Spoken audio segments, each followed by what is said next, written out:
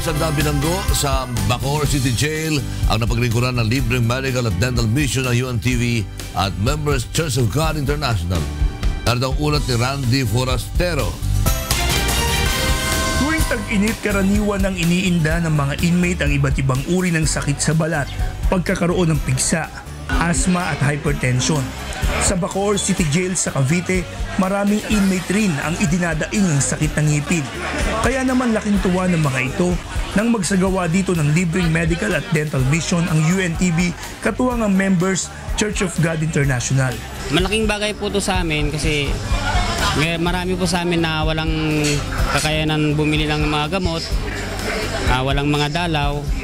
Kaya malaking pasalamat po namin to. Malaking bagay po to para sa amin. Lubos na nagpapasalamat po kami sa inyong pagpunta dito at maraming tulong na inyong isinagawa sa dakong ito. Lalong-lalo na po sa UNTV, especially po kay Brother Elin.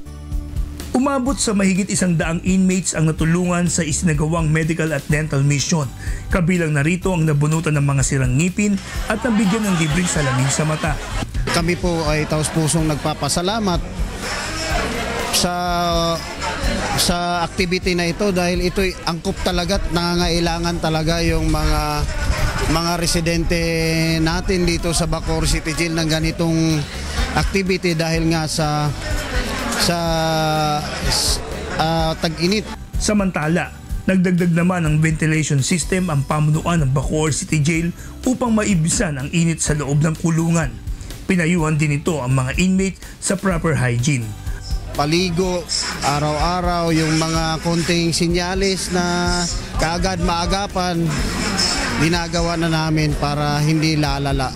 Pero kung hanggang doon lang sa makaya namin solusyon. Randy Forastero para sa Serbisyong Kasambahay.